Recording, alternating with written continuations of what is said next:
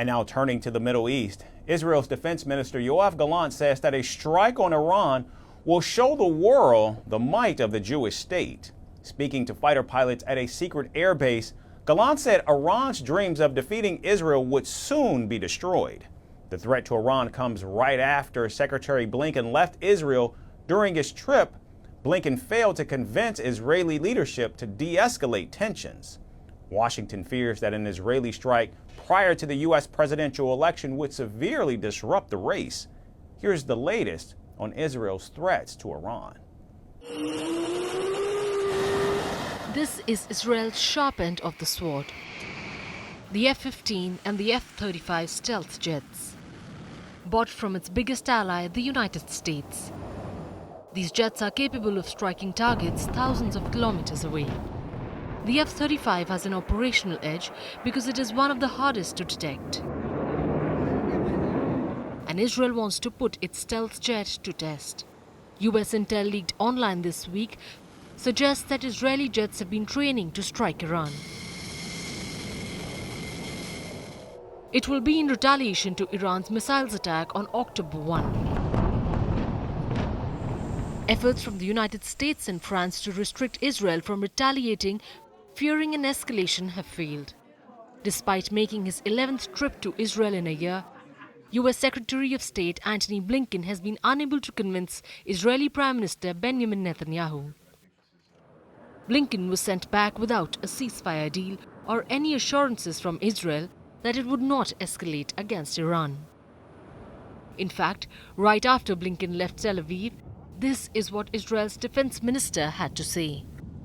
The Air Force is a key element in this matter, and anyone who tries to harm us will be harmed. This is also true for Iran. After we attack in Iran, they will understand both in Israel and in other places what your preparation process includes and the arrangements and your readiness. And we have a very high confidence in your abilities, personally in each of you, as a group and as a squadron, and of course, full confidence in the Israeli army. Gallant says Israel's strike on Iran will show the world their might. This means that an Israeli strike is coming. And they've hinted that it will happen before November 5th. But Washington fears that this would severely impact the US election. So the two presidential candidates, Kamala Harris and Donald Trump, are playing it safe. Trump says that Kamala Harris will destroy Israel and that the Biden administration is the Jewish state's enemy.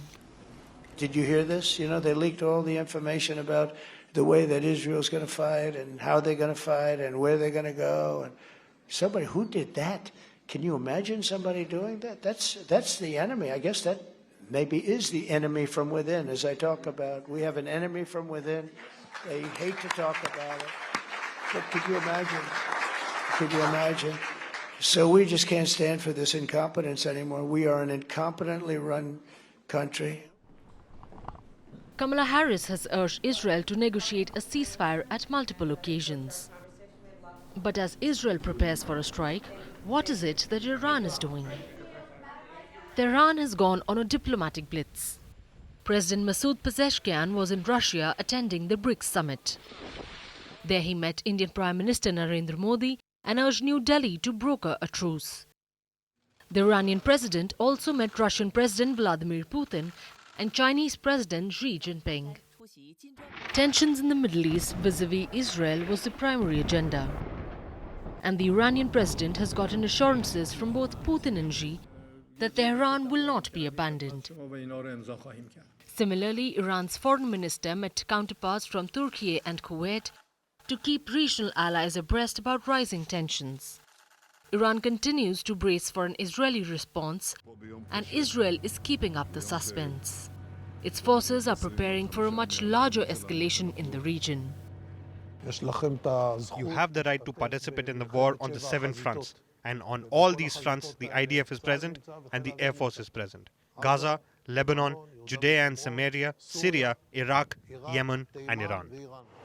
The strike on Iran could come any time now. Tehran has vowed to respond with its full might.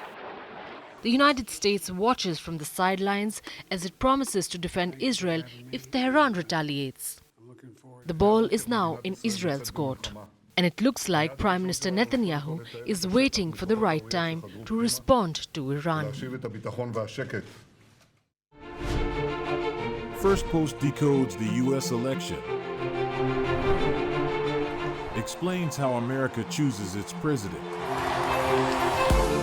Your primer on the race to the White House.